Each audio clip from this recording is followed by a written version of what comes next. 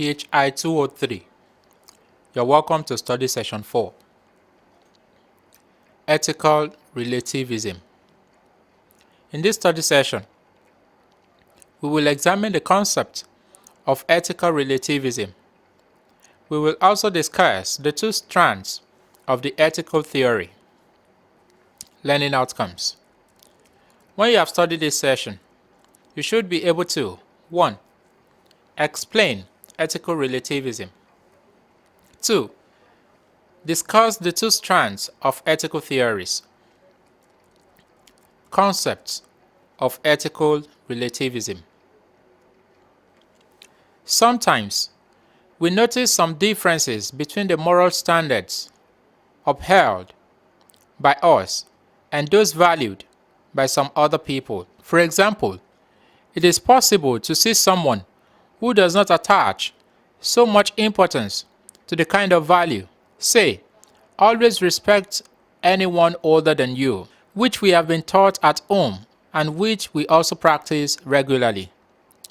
When we come across someone like this, who does not value some standards which we were brought up to respect, it is usually a thing of surprise to us. This also happens in morality. Different people sometimes held different and even opposing moral standards. However, wondering this way shows that we are asking to know the ideal, the good standard, or the normal and acceptable form of behavior.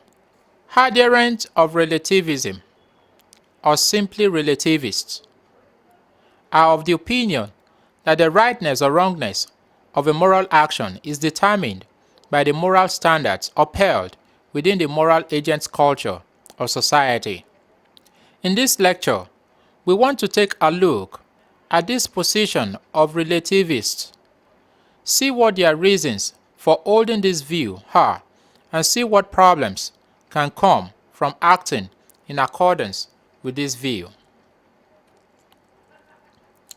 Ethical relativism is a view in ethics which concerns itself with the differences observable in the moral standards of different cultures or societies. Put differently, ethical relativism is the ethical position that holds that the correctness or otherwise of any moral standard does not go beyond the confines of the culture or society of those who hold such a standard. Ethical relativism comes in two forms. It can be a view in meta-ethics or a position in normative ethics. Either way, it's basically about the differences that we have in the way in which different societies or cultures approach moral issues. The two strands of the ethical theory. Put differently, we have two types of ethical relativism. These are descriptive relativism and normative relativism. Descriptive relativism. Descriptive relativism is the type of ethical relativism that shows that different cultures or societies do in fact practice different ethical codes, or that different societies adopt different and even at times opposing moral norms. For example, among some Indians who practice sotis, a widow is required to be burnt or cremated with her dead husband. To people of some other cultures, however, this practice is regarded as nothing but sheer wickedness. Among the Yoruba people in Nigeria also, a widow is asked to marry her dead brother's younger brother. This is frowned at, however, in some other cultures, where a widow is given the freedom to marry whoever she chooses to marry after the death of her husband. Another example of variation in ethical standards can be found among the Eskimos who live in the polar region, an extremely cold area of the world. The Eskimos are said to have a practice whereby they leave their old people in the snow to die of cold. A person of another tribe, where it is believed that the aged should be taken care of and respected until they die naturally, will definitely be horrified by hearing that some people practice such a thing as that, the person will consider this wicked and immoral. Meanwhile, what is important in dealing with the issues of differences in ethical standards of different cultures is the issue of the meaning of the moral value to those practicing the norm. In other words, there are times when the same moral value takes different and even seemingly opposing forms in different cultures. For example, in case of the Eskimos mentioned earlier, it is reported that the people believe that the state of a person's body at the time of death will affect the state of the body in the world of the dead.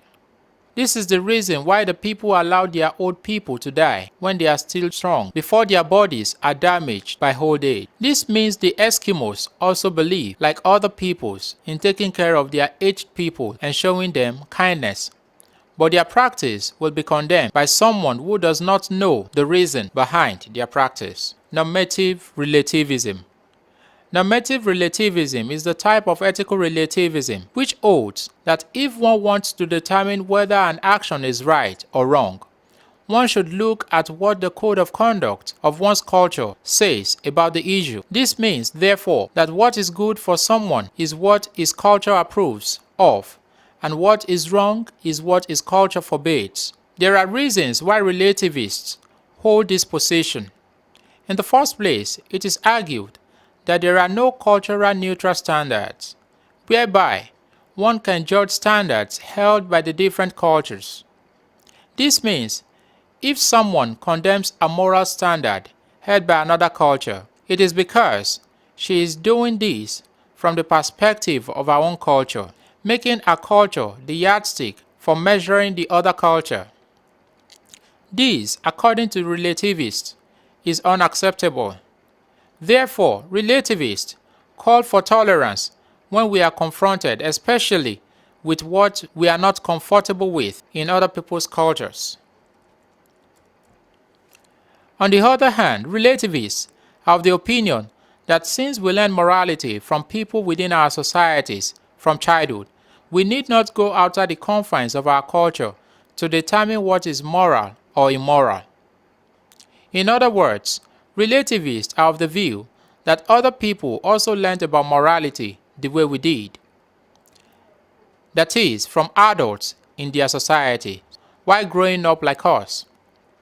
In the light of this, then, it is posited that we cannot say that the other people's view of morality is better or more valid than the one we have been brought up with. Lastly, relativists have argued that when we accept other people's beliefs about morality, it shows that we are displaying tolerance. This encouraged, however, because it is believed that tolerance is a virtue needed to have peace that the world as a whole needs. Normative ethical relativism, however, has some serious problems which question its being a good ethical theory. To start with, it is argued that since no society can exist in isolation without interacting with other societies, certain practices of some cultures cannot be left unquestioned, all because of tolerance. A good example of this is that of slave trade practiced by white men in earlier centuries. In essence, it is argued against relativists that an objective standard that can successfully assess all cultures' moral standards is that a good moral standard must promote human well-being, and that more importantly, it must not be a life-threatening or a life-destroying. This means, therefore, that any moral standard that lacks the two qualities mentioned cannot be accepted as a good moral standard, all because we want to show tolerance. For example, can practices like slave trade, suicide bombing, ritual killing, and human trafficking ever be justified? All because we don't want to seem as if we are condemning other people's way of life from the standpoint of our culture. Finally, however, it is important to note that even the argument of those against relativism stated in the previous paragraph also has its own problem. What this means is that there are some moral issues that either way are neither life-threatening nor life-supportive. And still, different societies or cultures have different perspectives when it comes to such issues. An example of this is polygamy. While some cultures see polygamy as moral, some other cultures see it as immoral. Nevertheless, polygamy in itself is neither harmful nor helpful, especially if the woman is not forced into the marriage. This shows, therefore, that when dealing with the issue of morality, we sometimes need to look beyond cultures to determine what is good or bad. Study session summary. In this study session, we defined ethical relativism as the ethical position that holds the correctness or otherwise of any moral standard, does not go beyond the confines of the culture or society of those who hold such a standard. Relativists have put forward reasons why they hold this position, and the most important of their reasons is that there is no culture-neutral standard to assess the different claims of the different cultures that we have. Relativism has, however, been criticized that what is good cannot be what destroys life. We also discussed the two strands of ethical relativism, which are descriptive and normative relativism.